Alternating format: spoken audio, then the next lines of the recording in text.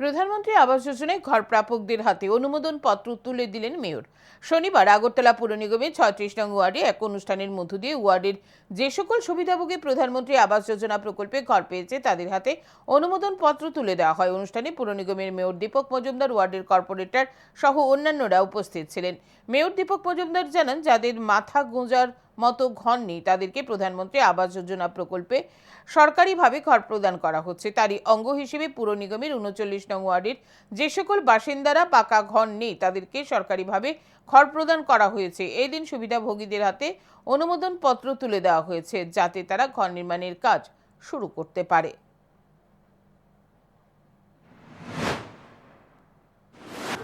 আগরতলা পৌর নিগমের অন্তর্গত ৩৬ নম্বর ওয়ার্ডের উদ্যোগে প্রধানমন্ত্রী আবাস যোজনা 2.0 প্রকল্পে ফার্স্ট ফেজ যে সকল লাভার্থী বা বেনিফিশিয়ারি হয়েছে ৭১ জন হয়েছে এই ওয়ার্ডে।